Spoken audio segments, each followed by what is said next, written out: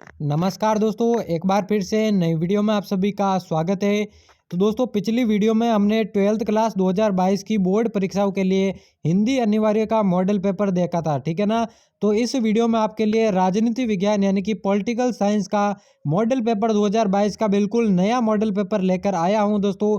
बाकी सब्जेक्ट के भी मॉडल पेपर आपको इस चैनल की प्लेलिस्ट पे मिल जाएंगे, वहां पे जाके आप सभी मॉडल पेपर को देख सकते हैं। फिलहाल दोस्तों, इस वीडियो में राजनीति विज्ञान के मॉडल पेपर की बात करने वाले हैं, किस प्रकार से 2022 की बोर्ड परीक्षा में आपका जो है राजनीति विज्ञान का पेपर आने वाला है, उस पर चर्चा करने वाले हैं। तो दोस्तों, बिना देर किए हम आज के मॉडल पेपर को शुरू करते हैं। यहाँ पे देख सकते हैं 4 खंडों में आपका जो है मॉडल पेपर राजनीति विज्ञान का बटा रहेगा। सबसे पहला सेक्शन अ है, ठीक है ना। खंड अ सेक्शन ए है, जिसमें आपको वस्तुनिष्ठ प्रश्न पूछे जाएंगे। पहले प्रश्न में आपको वस्तुनिष्ठ प्रश्न देखने को मिलेगा। यहाँ पे देखिए, निम्नलिखित प्रश्नों में उत्तर का सही विकल्प चयन कर उत्तर पुस्तिका में लिखे, ठीक है ना। जिसमें पहला प्रश्न है, उत्तर अटलांटिक संधि संगठन जिसे हम नाटो कहते हैं की स्थापना कब की गई थी। 4 ऑप्शन दिए गए हैं और दोस्तों सही ऑप्शन को आपको सेलेक्ट करना है। 1 नंबर का यह प्रश्न आपको पूछा जाएगा। दूसरा प्रश्न है, शोक थेरेपी किस वर्ष अपनाई गई थी। 4 ऑप्शन दिए गए, यह भी 1 नंबर का प्रश्न है। तीसरा है, साप्टा संबंधित है। 4 ऑप्शन दिए गए, यह भी 1 नंबर का है। चौथा है, भारत ने पहला परमाणु परीक्षण कब किया था। यह भी 1 नंबर का है। पांचवा है, वैश्विक संपदा या मानवता की साझी विरासत में क्या सम्मिलित नहीं है। यह भी 1 नंबर का प्रश्न आएगा। छठा प्रश्न है दोस्तों, स्वतंत्र भारत में प्रथम आम चुनाव कब हुए थे। यह भी 1 नंबर का प्रश्न है। अगला है, नीति आयोग की स्थापना कब हुई थी। यह भी 1 नंबर का। अगला प्रश्न है, चिपको आंदोलन की शुरुआत किस राज्य से हुई। यह भी 1 नंबर का है। अगला है, निम्न राजनीतिक दलों में से नया राजनीतिक दल कौन सा है। यह भी दोस्तों 1 नंबर का प्रश्न पूछा जाएगा। अगला है, संयुक्त राष्ट्र संघ के प्रथम महासचिव कौन थे। यह भी दोस्तों 1 नंबर का प्रश्न है। अगला है, 2 जून 2014 को निम्न में से कौन सा नया राज्य बना। यह भी 1 नंबर का प्रश्न है। अगला है दोस्तों, स्वतंत्र भारत के प्रथम शिक्षा मंत्री कौन थे। यह भी 1 नंबर का प्रश्न है। तो दोस्तों, वस्तुनिष्ठ आपके जो है 12 प्रश्न पॉलिटिकल साइंस में पूछे जाएंगे। 12 प्रश्न यानी कि 12 नंबर के एक एक प्रश्न रहेंगे आपको। तो दोस्तों, 12 आपके वस्तुनिष्ठ प्रश्न है, प्रत्येक प्रश्न 1 नंबर का रहेगा। उसके बाद दूसरा प्रश्न है दोस्तों, रिक्त स्थान की पूर्ति कीजिए, फिल इन द ब्लैंक्स, यानी कि खाली जगह आपको भरना है। पहला प्रश्न है, संयुक्त राष्ट्र संघ की सुरक्षा परिषद में स्थायी और अस्थायी सदस्य संख्या है। ये 1 नंबर का प्रश्न है, खाली जगह आपको भरनी है। अगला है, भारत में संसदीय शासन पर आधारित लोकतंत्र को अपनाए गए हैं। यह भी 1 नंबर का प्रश्न है। अगला प्रश्न है, प्रथम विश्व युद्ध सन से सन तक चला था, कब से कब तक चला था। यह भी 1 नंबर का है। अगला है, रूस की 1917 की समाजवादी क्रांति के बाद अस्तित्व में आया। यह भी 1 नंबर का प्रश्न है। अगला है, नामदेव ढसाल भाषा के प्रसिद्ध कवि थे, कौन सी भाषा के कवि थे। यह भी 1 नंबर का है। अगला है, मंडल आयोग को उनके अध्यक्ष के नाम पर मंडल कमिश्नर कहा जाता है। यह भी 1 नंबर का प्रश्न है। और दोस्तों, अब अति लोकोत्तरात्मक प्रश्न आपके शुरू होते हैं। तीसरा प्रश्न में आपको देखिए, निम्न प्रश्नों के उत्तर एक शब्द अथवा एक पंक्ति में दीजिए। पहला प्रश्न है, गुट निरपेक्ष आंदोलन के प्रणेता कौन थे। पहला जो है आपका 1 नंबर का प्रश्न रहेगा। अगला है, सोवियत संघ का विघटन कब हुआ था, ठीक है ना। यह भी 1 नंबर का प्रश्न रहेगा। अगला है दोस्तों, सार्क का पूरा नाम लिखिए, जो दक्षिण एशियाई क्षेत्रीय सहयोग संघ है उसको देखिए दोस्तों, 1 नंबर का यह प्रश्न रहेगा। अगला है, द्विराष्ट्र सिद्धांत किस राजनीतिक दल द्वारा दिया गया था। यह भी 1 नंबर का प्रश्न है। अगला है, प्रथम पंचवर्षीय योजना का कार्यकाल बताइए। यह भी 1 नंबर का प्रश्न है। अगला है, ग्रामीण महिलाओं ने शराब के खिलाफ कौन सा विरोधी आंदोलन किया था। यह भी 1 नंबर का दोस्तों अति लघुतरात्मक प्रश्न है, ये पॉलिटिकल साइंस से। अगला है, राजीव गांधी की मृत्यु के बाद कांग्रेस पार्टी ने किन्हें अपना प्रधानमंत्री चुना। यह भी 1 नंबर का है। अगला है, 2019 का 18वां गुट निरपेक्ष सम्मेलन किस देश में हुआ था। अगला है, व्लादिमीर लेनिन किस पार्टी के संस्थापक थे।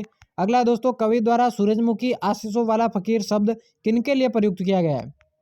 अगला है, बाम सेब का पूरा नाम लिखिए। यह भी 1 नंबर का है। अगला है, मिल्क मैन ऑफ इंडिया के नाम से कौन मशहूर है। यह भी 1 नंबर का। दोस्तों, अभी तक मैंने खंड अ में वस्तुनिष्ठ, खाली जगह और अति लघुतरात्मक प्रश्न बनाए। एक एक प्रश्न 1 नंबर का रहेगा, ठीक है ना। अब खंड ब आपका शुरू होता है, सेक्शन बी, जिसमें आपको लघुतरात्मक प्रश्न पूछे जाएंगे 2-2 नंबर के। चौथा प्रश्न है, महाशक्तियों के छोटे देशों के साथ सैन्य गठबंधन के 2 कारण लिखिए। अगला है, सोवियत संघ के विघटन के 2 कारण लिखिए। अगला है, दक्षेस संगठन के प्राथमिक 7 सदस्यीय देशों के नाम लिखिए। अगला है, रियो सम्मेलन के कोई 2 परिणाम लिखिए। अगला है दोस्तों, समाजवादी दलों और कम्युनिस्ट पार्टी के बीच 2 अंतर बताइए। 2 नंबर का यह प्रश्न है। अगला है, हरित क्रांति के 2 सकारात्मक परिणामों का उल्लेख करें। गुट निरपेक्ष आंदोलन के संस्थापक सदस्यों के नाम लिखिए। अगला है, सोवियत अर्थव्यवस्था को किसी पूंजीवादी देश जैसे संयुक्त राज्य अमेरिका की अर्थव्यवस्था से अलग करने वाली किन्हीं 2 विशेषताओं का जिक्र करें। अगला है ऐसे 2 मसलों का नाम बताइए जिन पर भारत बांग्लादेश के बीच आपसी सहयोग है। अगला है आतंकवाद सुरक्षा के लिए परंपरागत खतरे की श्रेणी में आता है या अपरंपरागत उल्लेख करें। अगला है क्या एकल पार्टी प्रभुत्व की प्रणाली का भारतीय राजनीति के लोकतांत्रिक चरित्र पर खराब असर हुआ है। अगला है बॉम्बे प्लान से आप क्या समझते हैं। 16वां है 1970 के दशक में इंदिरा गांधी सरकार किन कारणों से लोकप्रिय हुई थी, कोई 2 कारण लिखिए। ये भी 2 नंबर का है। अब खंड स आपका सेक्शन सी आपका शुरू होता है जिसमें दीर्घ उत्तरीय आपको प्रश्न पूछे जाएंगे 3-3 नंबर के, ठीक है ना। 17वां है श्रीलंका के जातीय संघर्ष में किनकी भूमिका प्रमुख है।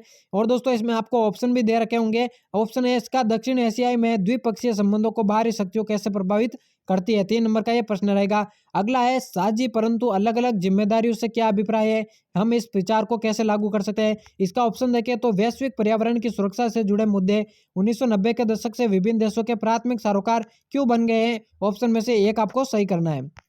अगला है दलित पैंथर्स ने कौन कौन से मुद्दे उठाए। ऑप्शन में है इसका क्या आंदोलन और विरोध की कार्यवाही से देश का लोकतंत्र मजबूत होता है। अपने उत्तर की पुष्टि में उदाहरण दीजिए। यह भी 3 नंबर का प्रश्न है।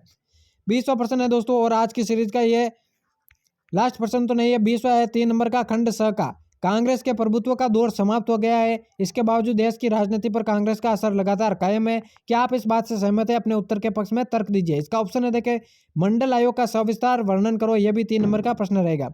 अब दोस्तों आपका जो है खंड द सेक्शन डी शुरू होता है जिसमें आपको निबंधात्मक प्रश्न पूछे जाएंगे। उत्तर शब्द सीमा लगभग 250 शब्द। 4 नंबर का यह प्रश्न रहेगा दोस्तों। ऑप्शन इसमें भी दिए हैं।